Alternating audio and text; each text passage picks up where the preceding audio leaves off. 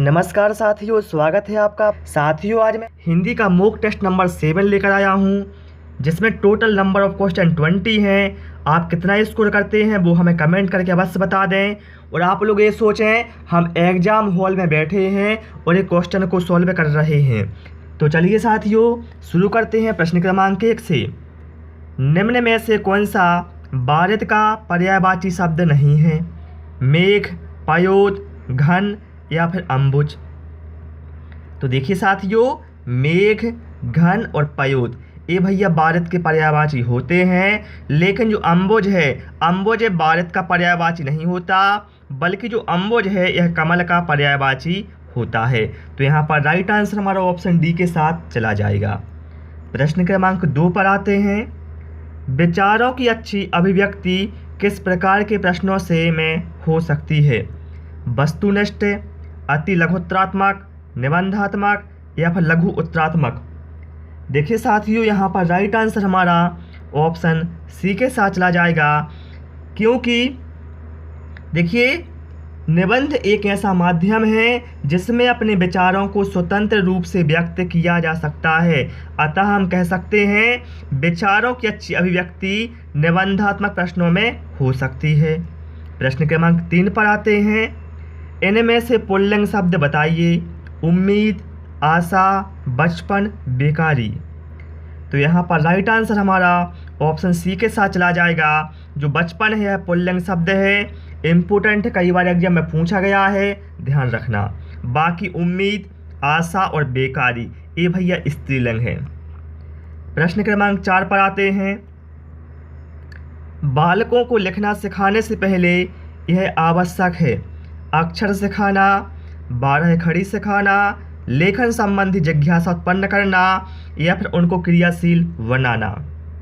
तो साथियों, बालकों को लिखना सिखाने से पहले आवश्यक होता है बच्चों में लेखन संबंधी जिज्ञासा उत्पन्न करना, जिससे उनकी रुचि लेखन के प्रति विकसित हो सके। तो यहाँ पर राइट आंसर हमारा ऑप्शन सी के साथ चला जाएगा। प्रश्न क्रमांक 5 पर आते हैं। निम्न में से शुद्ध शब्द पहचानिए। बताएं आप लोग इन 4 में से कौन सा शब्द शुद्ध है। और साथियों, यदि आपको वीडियो पसंद आता है तो वीडियो को लाइक करना, दोस्तों के साथ शेयर भी कर देना। देखिए यहाँ क्या लिखा साथियों, सहानुभूति। तो भैया जो सहानुभूति है वो लिखा जाता है इस तरह से, ठीक है। यहाँ पर ता में बड़ी की मात्रा है आती, भैया छोटी की मात्रा है, तो ये गलत है। अश्रु, भैया अश्रु में क्या होता है, छोटी मात्रा आती है, ना कि बड़ी मात्रा, तो ये भी गलत है। इसके बाद क्या है, यहाँ पर लिखा है अनुपातिक। भैया अनुपातिक नहीं होता, आनुपातिक होता, आ में आ की मात्रा आती है, तो ये भी गलत है। लेकिन ऑप्शन डी में क्या है, ऐतिहासिक, तो ये बिल्कुल शुद्ध है, तो यही राइट आंसर हमारा हो जाएगा। प्रश्न क्रमांक 6 पर आते हैं। जो पहले कभी नहीं हुआ हो कहलाता है अद्भुत, अप्रत्याशित, अनुपम या फिर अभूतपूर्व। साथियों, यहाँ पर राइट आंसर हमारा ऑप्शन डी के साथ चला जाएगा। जो पहले कभी नहीं हुआ हो वो अभूतपूर्व कहलाता है। और ध्यान रखना साथियों, जिसकी कोई उपमा ना हो वो कहलाता है अनुपम, और जिसकी कोई क्या कहते हैं, जिसकी कोई आशा ना हो उसे कहते हैं अप्रत्याशित, ठीक है। तो यहाँ पर राइट आंसर हमारा क्या है, ऑप्शन डी के साथ चला जाएगा। जो पहले कभी नहीं हुआ हो वो अभूतपूर्व कहलाता है। प्रश्न क्रमांक 7 पर आते हैं। लिखित अभिव्यक्ति का साधन नहीं है पत्र लेखन, निबंध लेखन, वाद विवाद या फिर नाट्य। भैया लिखित अभिव्यक्ति से मतलब है जिनमें हम अपने भावों को लिखित रूप से व्यक्त करते हैं। तो देखिए पत्र लेखन, निबंध लेखन और नाट्य के माध्यम से क्या होता है, हम अपने जो भाव हैं उनको लिखित रूप में अभिव्यक्त करते हैं। लेकिन देखिए साथियों, यहाँ पर हम क्या है, वाद विवाद। तो भैया वाद विवाद लिखित अभिव्यक्ति का साधन नहीं है, बल्कि वाद विवाद मौखिक अभिव्यक्ति का साधन है। प्रश्न क्रमांक 8 पर आते हैं।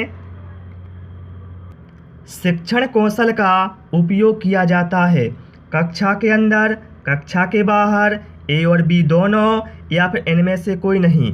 तो भैया शिक्षण कौशल का जो उपयोग है चाहे कक्षा के अंदर हो या कक्षा के बाहर, इन दोनों जगह उपयोग किया जाता है। तो यहाँ पर राइट आंसर हमारा ऑप्शन सी के साथ चला जाएगा, ए और बी दोनों। प्रश्न क्रमांक 9 पर आते हैं। पाखंडी व्यक्ति के लिए एक उपयुक्त मुहावरा है, बताएं आप पाखंडी व्यक्ति के लिए उपयुक्त मुहावरा क्या होगा। बछिया के ताऊ, बगुला भगत, पैंतरेबाज या फिर माई का लाल। तो भैया पाखंडी व्यक्ति के लिए उपयुक्त मुहावरा होगा बगुला भगत। प्रश्न क्रमांक 10 पर आते हैं। वीर का स्त्रीलिंग क्या है, वीरा बताएं आप लोग, वीर का स्त्रीलिंग क्या होगा। तो यहाँ पर वीर का स्त्रीलिंग हुआ साथियों वीरांगना, जो हमें ऑप्शन सी में दिया है, ये अपने यहाँ पर राइट आंसर हो जाएगा। और आप सभी लोग भी भाई सारे क्वेश्चनों के आंसर बिल्कुल ईमानदारी से कमेंट करते जाएं। चलिए प्रश्न क्रमांक 11। उच्चारण सुधारने का कार्य किन कक्षाओं में करना चाहिए, प्रारंभिक, माध्यमिक, उच्च माध्यमिक या फिर उच्च कक्षाओं में। तो उच्चारण सुधारने का साथियों जो कार्य है यह करना चाहिए प्रारंभिक कक्षाओं में।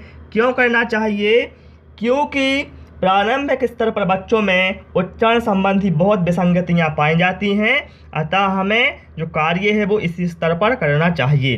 प्रश्न क्रमांक 12 पर आते हैं। छात्रों के शब्द भंडार में वृद्धि करने का क्या उपाय है, शब्दकोश का उपयोग, बिल्कुल सही भैया। छात्रों में स्वाध्याय की प्रवृत्ति को बढ़ाना, हाँ बिल्कुल ठीक है। शिक्षक द्वारा अच्छे व नए शब्दों का प्रयोग।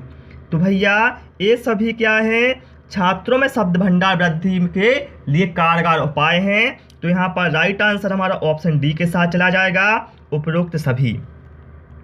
प्रश्न क्रमांक 13।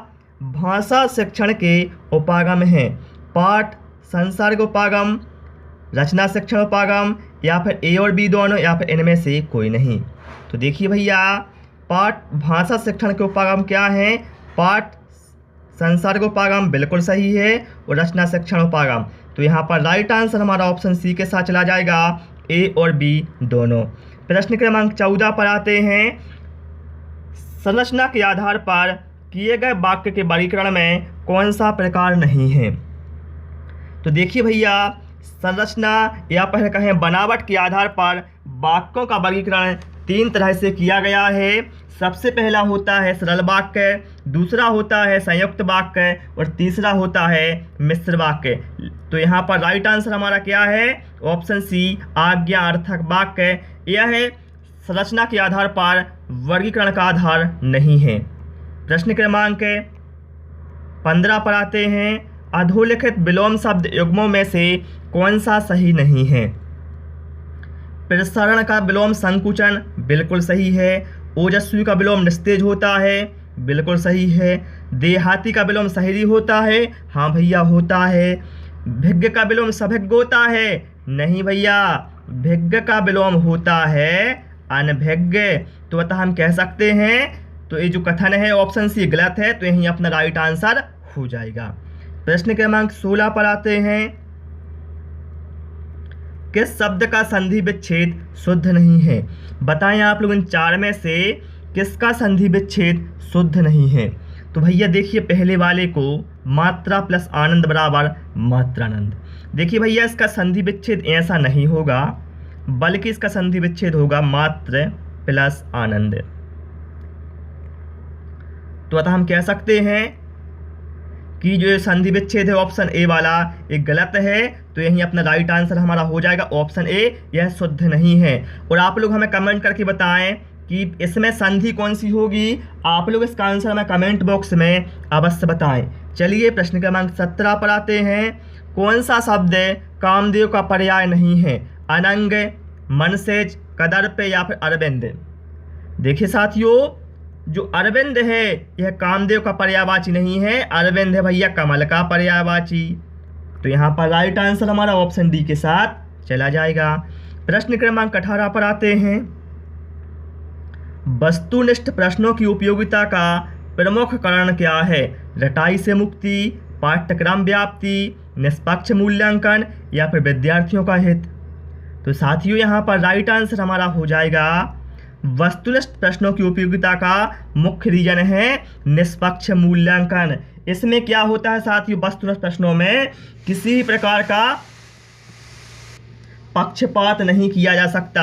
अतः हम कह सकते हैं वस्तुनिष्ठ प्रश्नों की उपयोगिता में क्या होता है, निष्पक्ष मूल्यांकन होता है। आप लोगों ने देखा भी है जो अब एग्जाम होते हैं हर किसी में क्या होता है, ऑब्जेक्टिव क्वेश्चन आते हैं जिससे क्या है निष्पक्ष मूल्यांकन हो, ठीक है, बिना किसी भेदभाव के। प्रश्न क्रमांक 19 पर आते हैं, औपचारात्मक शिक्षण द्वारा। ऑप्शन है अध्यापकों की कमियों का उपचार करते हैं। भैया विद्यालय में छात्रों का उपचार किया जाता है ना कि अध्यापकों का। छात्रों के घायल होने पर उपचार करते हैं, नहीं भैया। छात्रों की कमजोरियों का निदान करके उसे दूर करने हेतु शिक्षण करते हैं। तो ये बिल्कुल सही है हमारा उपचारात्मक शिक्षण के बारे में कि छात्रों की कमजोरियों का निदान करके उसे दूर करने हेतु शिक्षण करते हैं या उपचार करते हैं। चलिए प्रश्न क्रमांक 20 पर आते हैं, निरपराध में प्रयुक्त उपसर्ग है। भैया उपसर्ग वे शब्द होते हैं जो किसी शब्दांश उपसर्ग वे शब्दांश होते हैं जो किसी शब्द के आगे जुड़कर उनके अर्थ में कुछ परिवर्तन लाते हैं, कुछ विशेषता लाते हैं, उन्हें कहा जाता है उपसर्ग। जैसे हमारा मूल शब्द था हमारा अपराध। अपराध का मतलब क्या हुआ, मतलब कोई गुनाह है, लेकिन जब इसके आगे हमने निरुपसर्ग जोड़ दिया, क्या किया हमने, इसके आगे निरुपसर्ग जोड़ दिया तो बन गया हमारा निरपराध है। तो यहाँ पर राइट आंसर हमारा ऑप्शन सी के साथ चला जाएगा। तो साथियों इसमें केवल हमने 20 क्वेश्चन इंक्लूड किए थे। आपको क्लास कैसी लगी, आपने कितना स्कोर किया है वो हमें कमेंट बॉक्स में अवश्य बताएं। क्लास पसंद आई हो साथियों तो रिक्वेस्ट है आप सभी से वीडियो को लाइक करें, दोस्तों के साथ शेयर करें और नए नए वीडियो पाने के लिए चैनल को सब्सक्राइब करें। Thanks for watching this video.